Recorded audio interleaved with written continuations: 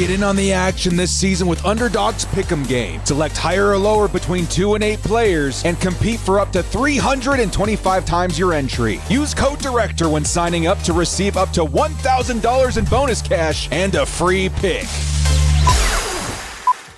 Yo, to Bolt fam, it's the Director. Chargers fans, how you doing, everybody? Man, dude, what is this, week 14? Is this week 14 all of a sudden? The season is just flying by, man. Absolutely insane to think the Chargers are only going to be playing 4 more games this season. The next one being up against the Tampa Bay Buccaneers. Had to unearth this classic, right? LaDainian Tomlinson taking down the pirate ship of the Tampa Bay Buccaneers this week. Justin Herbert will be looking to do the same. Interesting matchup, to say the least. Chargers 8-5, Bucks I think 7-6, top of their division. It's going to be interesting. Both these teams fighting, obviously, for positioning in the postseason.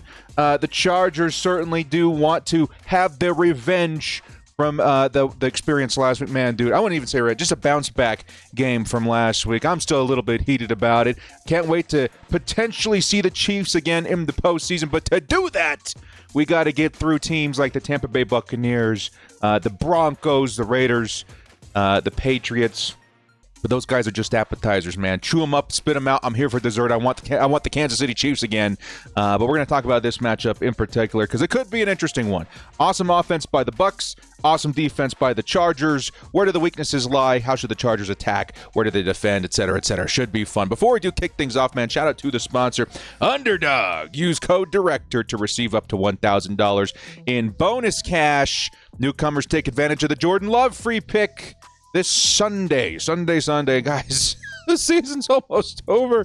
Oh, dude, if you haven't had a chance to yet, try Underdog. Please take it from me. A great way to make Sundays even that much more exciting. Only a few weeks left in the season to enjoy it. Get your feet wet for next season if need be. Before we do kick things off, man, hit us up the like and sub if you do enjoy this Chargers content. The small amount of time you guys take to hit the like, sub, and bell notification helps me out a lot. Let's get into it. Lights, camera, action. Who's got it better than us? Into the end zone, Charger fans are witnesses to history!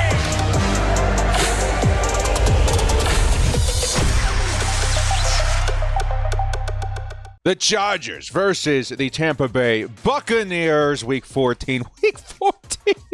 Ah, dude! Honestly, I'm so excited the Chargers this season, first year with Jim Harbaugh, likely making a postseason appearance because I need more Chargers football in my life. It feels like it's slipping away, but we need to take care of business this week. Chargers, Buccaneers would love to improve to 9-5. Get that one game closer to double-digit wins in that first Jim Harbaugh season. Very impressive to think about that unfolding that way. Before getting into the meat and potatoes of this game, though, we got to talk about who's going to be potentially playing in this game. And there's a laundry list this week, man. I'll actually even refresh here to see last second update. No, but this is what we got so far to work with. And honestly, it looks pretty interesting to think how this is going to affect the outcome of Sunday's matchup, man. Specifically on the Bucks, but we're going to talk about the Chargers first here. No practice for Joey Bosa on Wednesday, but he did come back on Thursday. Seems pretty average, for what a Joey Bosa has been experiencing this season. I know that he had the mess up last week, the penalty that could have been, the dagger in the heart of the Chargers, but he low-key has been playing pretty well when on the field the last 2 or 3 weeks. We got guys like Will Dissly who are not going to be suiting up this week more than likely. Who's going to step up? We'll talk about that in just a second as well. Trey Pipkins. It's personal, though. I think he's going to end up playing. And then Jalen Reagor not practicing, too. Chargers wide receivers. Interesting to see how that's going to continue to rotate and revolve with how many receivers have been on and off the field this season. But I have a feeling that we're going to get a little bit of help here with Ladd McConkey being listed as limited. He has been shown in several images as looking pretty good this week. We're going to wait and see how that unfolds. Now, where it gets really interesting, though, is going to be the Tampa Bay Buccaneers, where holy cow. Yeah, we've seen a few of these this season as Chargers fans. So the Tampa Bay Buccaneers getting their dose of just amountness of names on this list this week. Of course, we don't wish injury upon anybody, but it is going to affect the outcome of the game. Therefore, we do need to point it out. KJ Britt, stand-out linebacker, likely not going to suit up this week. That's kind of a big deal. Mike Edwards, safety, starting safety. He's either strong. I think he's a strong safety. Not practicing, likely not suiting up this week. That's a big deal that we're going to talk about here in just a second. Mike Evans, up until I think today, I did see a report that he was practicing, but still, hamstrings are tricky. There's no guarantee. You know what I mean? Like, we've been there with Keenan Allen and other receivers. Hamstrings can be very difficult to gauge, but it's one that certainly the Chargers got to monitor, as he is their best player, in my opinion. Then you got guys like Bucky Irving, who's likely not going to be suiting up this week. Also a big deal. He's been a very, very good standout rookie running back this season, something the Chargers to monitor. You got other guys like Christian, is it Ezen? I'm sorry, not practicing. Sterling Shepard, who's been kind of standout for them, I'm not going to lie, the last few weeks. He's not practicing. Or I should say this season. And then Antoine Winfield, probably the biggest name, and Tristan Wirfs, by the way. Holy crap, I didn't even realize that. Tristan Wirfs not practicing. That could be pretty huge in terms of protecting Baker Mayfield. But Antoine Winfield is going to be one that we do talk about in this video. Him and Mike Edwards, these guys certainly going to affect how the Chargers attack the Tampa Bay Buccaneers. And it's one that's certainly going to affect the outcome, man. I got to tell you, those two guys, they ain't bad. They ain't bad football players by a long shot. And the Chargers have some pretty good weapons to take advantage of their absence. Before we get into that topic, though, my first talking point of the video revolves around Tampa Bay and their win streak. Watch out, Chargers! Here come the Tampa Bay Buccaneers heating up on a 3-game win streak. Relax. This is going up against 3 teams in particular: the New York Giants, Carolina Panthers, and Las Vegas Raiders, all 3 of which are sinking ships in the NFL right now, all competing for the number 1 pick in the NFL draft this upcoming April. Either way, though, you got to say that momentum is a real factor in sports. I wholeheartedly believe this. As a fan, I get to preach it to the mountaintops, right? It's not a stat you can track. It's not, numbers on paper. I don't care, dude. It is something absolutely that you see year in and year out with a lot of different teams that could be, would be, should be better or worse. Momentum changes things dramatically, and this is something that the Tampa Buccaneers have been accumulating over the last 3 weeks, be it weaker opponents, something that they are going to probably have on their side coming into this game. The Chargers, on the opposite spectrum, although you can use it as fuel, use your hatred, turn to the dark side, are coming off a pretty tough loss versus Kansas City. These are things to kind of, monitor, throw out there. Either way, though, I think the offense of the Tampa Bay Buccaneers is something that has been accelerating this season. I feel like they've been good all year. They've been getting better, especially in this last month versus these particular defenses. And again, these defenses aren't, just because the teams are losing really bad and they're terrible teams as a whole, doesn't mean the defenses are as a whole really bad. The Vegas Raiders, for instance, they got a pretty good run defense, of which the Bucs still ran on pretty well. They got the Carolina Panthers, who have a pretty good passing defense, of which obviously they passed very well on. I think Mike Evans went for like over 100 and a touchdown that game. Okay, it's something that we have to, even though we got a good defense, even though it's not a great, stretch of games for the Tampa Bay Buccaneers, the momentum's still on their side. The offense is still very much so real, and it's going to be something the Chargers have to really key on this week. How to slow down Baker Mayfield, Mike Evans, Rachaad White. Is Otten playing this week? I think he was, right? Either way, good offense by the Bucs. Something the Chargers have to figure out how to slow down. On the opposite side of the ball, though, there is something the Chargers can certainly be taken advantage of, and it is that defense. My, oh my. You guys remember that game? Buccaneers gave up 1.5 million points to the Baltimore Ravens. I do remember that. And I think the Chargers and most teams have a good opportunity to help add to the points scored against Tampa's defense. And honestly, it really does feel like the Chargers in particular have a pretty interesting opportunity here to attack in a very specific way. And we'll get into that with the injuries here in just a second. But in terms of stats that the Tampa Bay Buccaneers have been putting up this season defensively, 5th most yards allowed per game, 368.5 yards per game given up as a total. It's a lot. That's a huge amount. Most of that coming through the passing game. They've given up the third most passing yards allowed per game at 253. These are metrics that the Chargers can work with. Now, I will say that their defense in terms of running is actually not too bad, giving up 115 yards per game. But as a whole, again, the defense as a whole, the Tampa Bay Buccaneers, is not great. And this is something I fully expect the Chargers to try and lean in on, help dictate how they attack. Now, it's something that the Chargers haven't limited themselves with, when going up against an opponent that says, hey, they're very good versus the run, not great versus the pass. We're going to go ahead and pass with Justin Herbert over and over and over. No, we saw that last week with the Kansas City Chiefs. The Chargers still attacked plenty with with Gus Edwards. And they found a little bit of success, only running for like 3.5 yards a carry, which wasn't great, but still helped Justin Herbert and the offense stay in pace with the Kansas City Chiefs last week. All right? But the defense of the Bucs in particular this week is in trouble. Not just because the defense has been doing bad, but because now they're going up against some serious competition this week. Think about the quarterback play that they've gone up against the last 3 weeks, and despite that, still putting up pretty poor metrics. Last week, was it Farva, right? I can't even remember his real name anymore. It's just Farva. Aiden O'Connell. Think about the quarterback play in Vegas. Not great. Quarterback play in Carolina. Bryce Young, I think, was playing in that game. Not great. New York Giants. At that point, was it still Drew Lock? Could have been. I think it was Drew Lock, right? Terrible quarterback play the last 3 games, and yet they've still not been great. Now they're going up against Justin Herbert, by far and away the best quarterback they've played against in a while. I think the next best was Derek Carr a few weeks back. It's going to be a huge test, and on top of that, the Bucs' sinking ship of defense is sinking even lower now due to the absence of their best defensive players.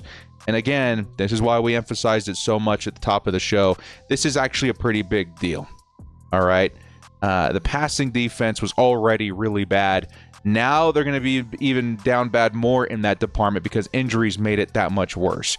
Arguably, their best secondary defenders are out in this game. Antoine Winfield, one of the better safeties in the entirety of the NFL, is not going to be playing this game.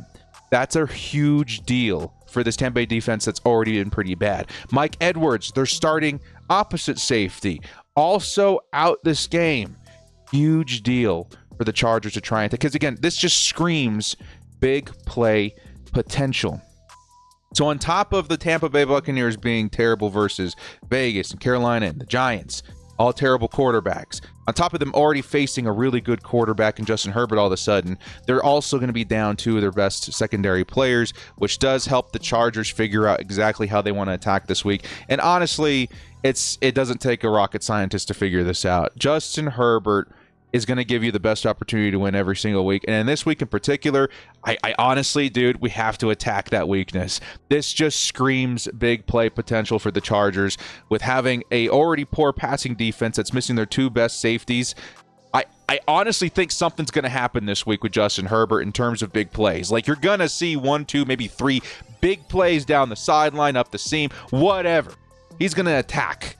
I don't think the Chargers are too scared of that. You see Justin Herbert sling it with the best of them. Sure, this year he's been extremely careful, only throwing 1 interception all season long, which is absolutely ridiculous. But on top of that now, he is given opportunities to move the football. Or I should say, he takes opportunities to move the football despite all of that stuff. And I do think that he's going to see some big opportunities to do that this week. Justin Herbert, who in my opinion has been up and down this season. I was expecting a big uptick when playing the Ravens, when playing Atlanta. None of that really panned out in terms of, hey, we're going to go crazy with the yardage. But he was able to keep pace. We did see some big plays. I think this week in particular, you're going to see a good amount of them.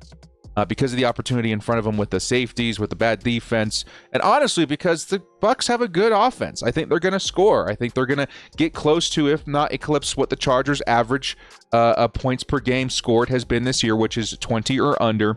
And I think that's going to force Justin Herbert to have to keep pace with Tampa Bay. And luckily for the Chargers, we have ourselves an opportunity to move the football via the air with Justin Herbert against this particular defense. You guys kind of get where I'm going at. I think this can get as close to what a shootout could be, or what the Chargers would allow a shootout to become. And that's because the defense is not going to allow a million points like they have in the past few seasons. But you are going to see some scoring this week. I can almost guarantee it. Right? It's almost a reflection of how I was feeling about the Atlanta game. Of course, that didn't go crazy either, which is just indicative of what the Chargers defense is this season. But you're going to see the ball moved. You're going to see points scored. And Justin Herbert just so happens to have a really nice angle to attack this week with a secondary that is really, really down bad. And that leads us to the receiving options for Justin Herbert. This has been a very hot topic of conversation this year. It's one that we are going to talk your ear off about during the offseason. Trust me, Bolt fam. I see it too. I cover the Chargers on Bleacher Report. I hear it all the time over there.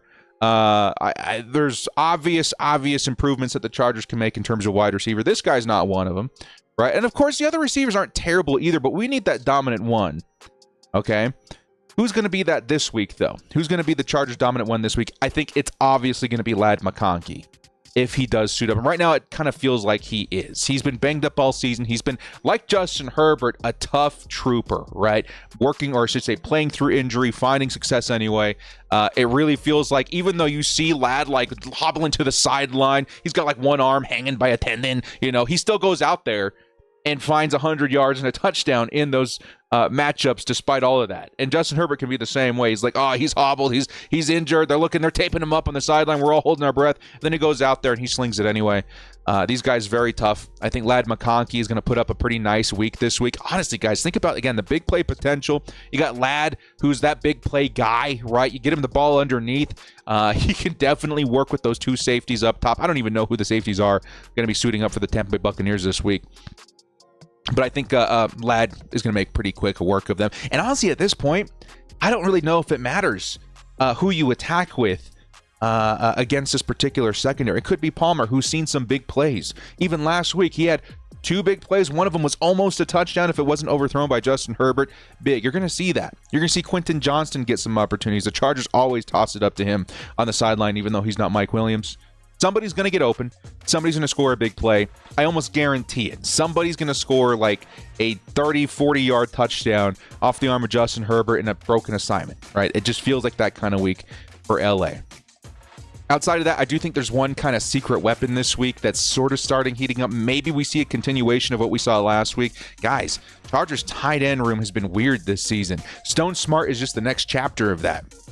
We had the Hayden Hurst saga kind of like soar and then crash immediately, which kind of sucks. I wasn't rooting against the guy, but we sort of kind of felt that was going to be the case. Like he's going to be this bridge tight end to the next season. He didn't pan out. Then Will Dissly kind of steps in here, and holy cow, this guy can catch the football. He's a great blocker. He's a pretty decent pass catcher. I saw people picking him up on fantasy football everywhere. And unfortunately, he goes down with injury. He's not going to be suiting up this week. Who knows when he's going to be back. And then in his stead, last week versus the Kansas City Chiefs, here comes this guy, Stone Smart, who has not one, but like two incredible catches this week. Keeps us alive versus the Kansas City Chiefs. I'm interested to see what happens with Stone. Because like a lot of narratives on the Chargers roster this season, don't let past seasons dictate who you are this season. And that goes for a lot of players, right? Christian Fulton, not terrible, not great, but he's certainly been way better than he's been in seasons past. Taylor Tart's been good. You got the rookies stepping in there, even despite being, fifth, sixth rounders or whatever, they're fourth and fifth rounders. They're going crazy, right? You've got a whole slew of Ravens all over the roster that have been having nice seasons. Like, this is definitely one of those years where I'm like, hey, anybody can be anything. This coaching staff is doing an incredible job. And Stone Smart, despite having a pretty decent sample size of him in the last couple of seasons, he could be a guy for the rest of the year if we need him to be. There's some big playability that we've been seeing from the game last week. If that continues this week, I mean, watch out.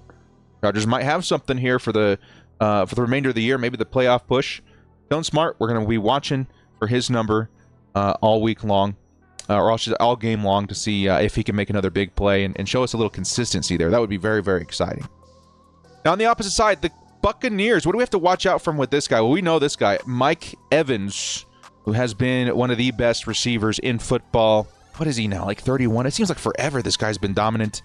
I always grab him in fantasy. Everyone thinks this is the year he falls off. Of course, he was a little injured this year, so maybe sure that could be the case. But he's just a very consistent, talented, producing wide receiver. He's going to be the biggest point of emphasis for me on defense this week for the Chargers. Evans, very good the past few weeks. He's logged over 200 yards as touchdown in the last 3 weeks. Very good. He's obviously their best player. It's going to be a tough assignment for whoever's up against him. I'm encouraged because the Chargers secondary has been awesome, right? I think Cam Hart is not a bad matchup here. Again, the rookies stepping in. Tariq Still, we have to wait and see. Again, Tariq Still, I think people forget. That's a kind of lengthy, DB out there. He's like 6'1", a decently fast, great in coverage. Like that's something that the Chargers are probably going to have to use here against Mike Evans. Of course, you're probably going to see a very prime matchup of him and Derwin James. That feels really appropriate. But either way, Mike Evans, best player. They're starting to really get him integrated back into the offense. I don't know if you guys remember, he was injured earlier this year. He came back from injury. It feels like the day he came back, they were just like, okay, Evans, targets. And he's been fed. And I think we're going to see him fed even more this week. Of course, I think he's the most dangerous player to score on the Chargers, despite a Chargers' very good secondary. It'll be probably the biggest point of emphasis for me this week. The second one is certainly going to be Rachaad White, who I think the Bucs, they struck gold with Bucky Irving. All right, Bucky Irving has been an awesome rookie running back for them this year. He's not going to be playing in this game, obviously. We saw him at the injury report at the top of the show, which just sucks for him because I think he had some potential to really take that job. I think he still does and be the number one for the Buccaneers going forward. But in his stead, they still have Rachaad White, who started the season as like really the RB1. A lot of people, again, fantasy football guy here, drafted him, in a decent spot, thinking that he's got some good returns coming their way. And of course, that didn't turn out because of the split carries. And now he's going to be the one guy out there. He is somebody that I also want the Chargers to really pay attention to this week because when he stepped in, he's also very good, right? I think the Bucs really has found a good footing with the run game this season. He still logged, again, 90 yards and a score against the Raiders last week, which, again, don't let the Raiders fool you. It's just a bad team. They got some good aspects to them, and one of those good aspects is their run defense. The Bucs did find a way to put up some decent yards and a score versus them.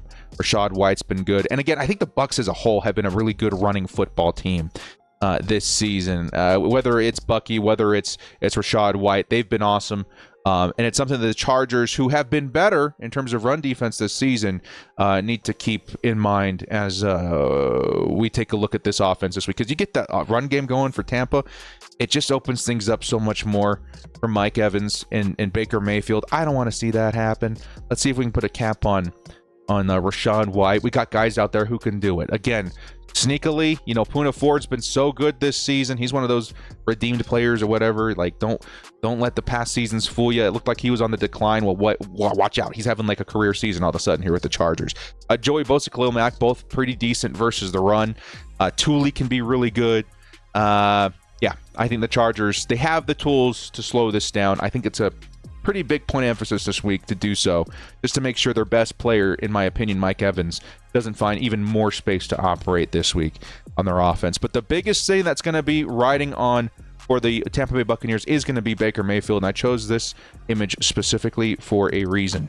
Baker Mayfield, and again, this is not docking him. I think he's an awesome quarterback. I think he's been awesome this year. I think he's dangerous, okay? But if there's one thing that sort of kind of helps define Baker Mayfield as a whole this season, he can get a little loose cannon-y, right? He can get a little big playmaker-y, which a lot of the times works out for Tampa, but more often than not, you're going to see opportunities for defenses to make big plays. And like the matchup with the Broncos, I think we're going to see some opportunities for the Chargers to make things a little uncomfortable for Baker Mayfield. This segment called Baking Baker.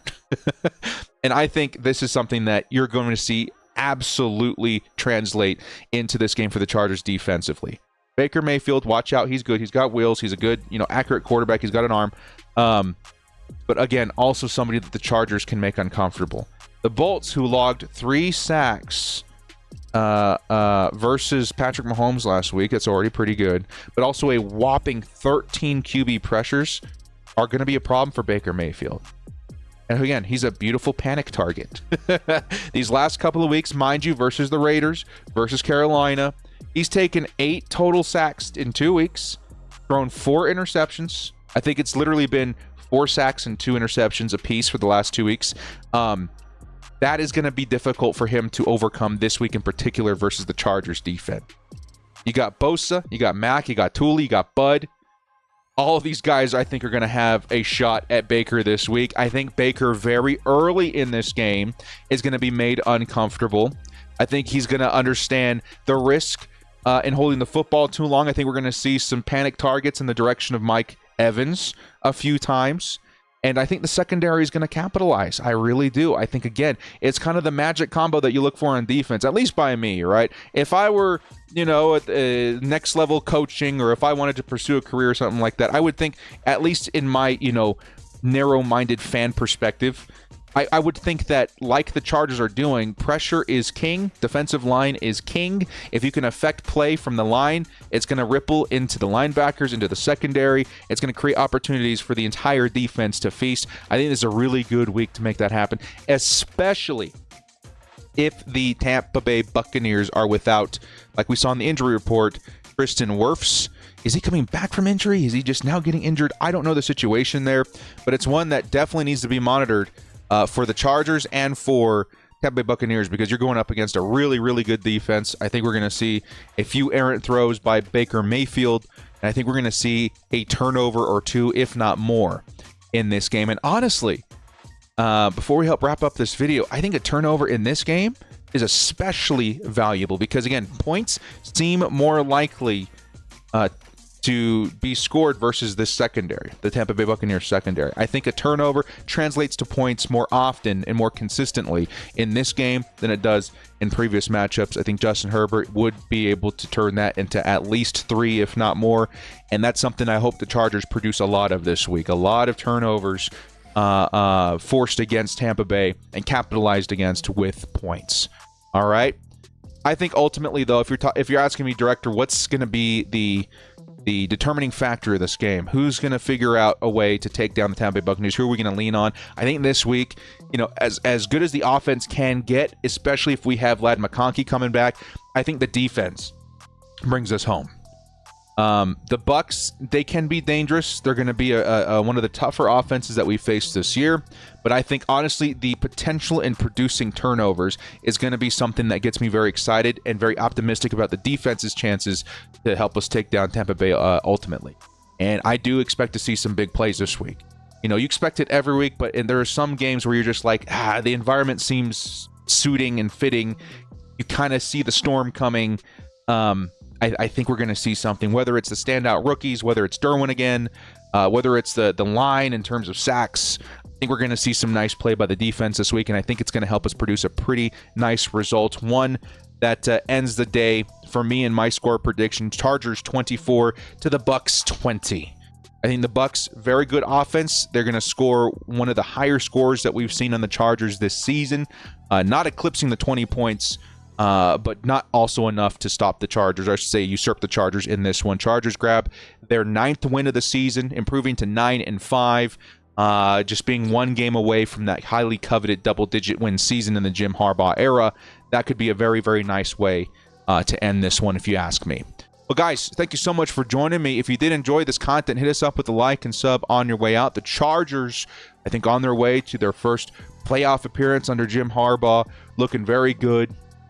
Obviously heading towards even brighter futures with the offseason, which we're starting to talk about, starting to think about. You guys let me know in the comment section as well some of the guys that you want to start talking about in the draft. I'm already starting to put notes and stuff together. It's really fun to think about the future, where this team's headed, especially with how much success they've seen in this first season under Jim. And I'm even more excited to see how they handle the last 4 games, because I really kind of feel like everybody has the same sentiment as me. Let's get out there, take care of business, so we have another shot at Kansas City in the postseason. Guys, we'll catch you next time. As always, bolt up and stay frosty. Give me a Ladd McConkey touchdown. Give me 2 this week.